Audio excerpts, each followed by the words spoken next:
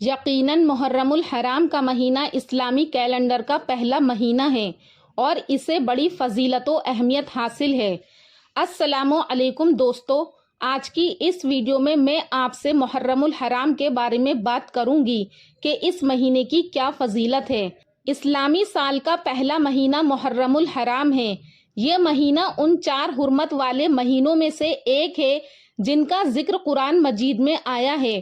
اللہ تعالیٰ نے ان مہینوں کو خاص عظمت عطا فرمائی ہے جن میں جنگ و جدال، فساد اور ظلم سے بچنے کی خاص تاکید کی گئی ہے۔ محرم نہ صرف اسلامی سال کی ابتدا کا مہینہ ہے بلکہ اس میں کئی عظیم واقعات اور دینی پیغامات پوشیدہ ہیں۔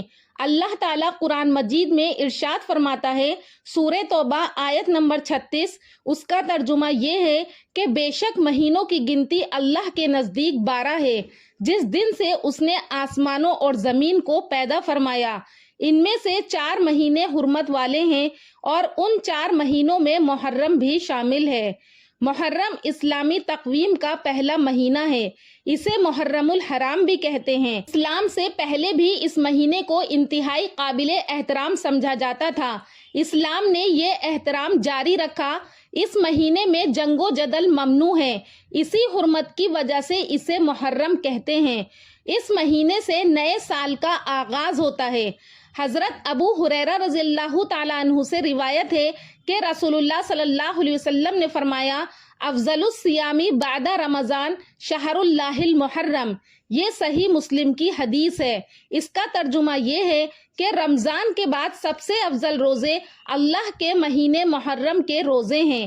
یہ حدیث اس بات کی دلیل ہے کہ محرم کے مہینے میں روزے رکھنا بہت زیادہ اجر و ثواب کا باعث ہے۔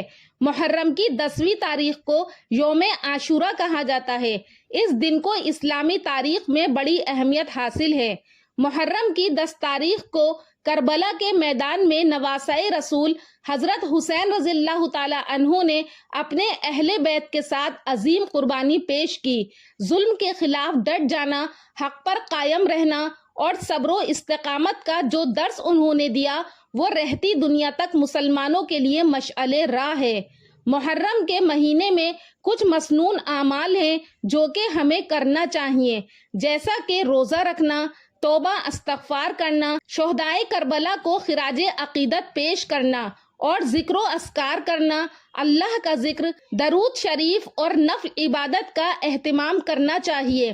اس مہینے میں اہل بیت کے صبر و قربانی کو یاد رکھنا اور ان کے نقش قدم پر چلنے کی کوشش کرنا چاہیے۔ افسوس کے ساتھ کہنا پڑتا ہے کہ بعض علاقوں میں محرم کے مہینے میں غیر اسلامی رسومات، ماتم، خود اذیتی اور واویلا عام ہو گیا ہے جو اسلامی تعلیمات کے منافی ہے۔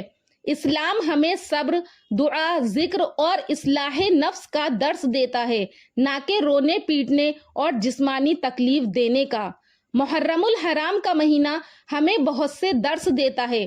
یہ مہینہ نہ صرف عبادات، صبر و شکر اور توبہ کا موقع فراہم کرتا ہے بلکہ کربلا کی یاد تازہ کر کے ہمیں یہ سبق دیتا ہے کہ حق کی راہ میں اگر جان بھی قربان کرنی پڑے تو پیچھے نہیں ہٹنا چاہیے۔ دوستو، امید کرتی ہوں کہ آپ کو یہ چھوٹی سی ویڈیو پسند آئی ہوگی۔ اگر پسند آئی ہے تو ہمارے چینل نوری اسلامک ٹیوبر کو ضرور سبسکرائب کریں اور کامنٹ سیکشن میں اپنی رائے کا اظہار کریں۔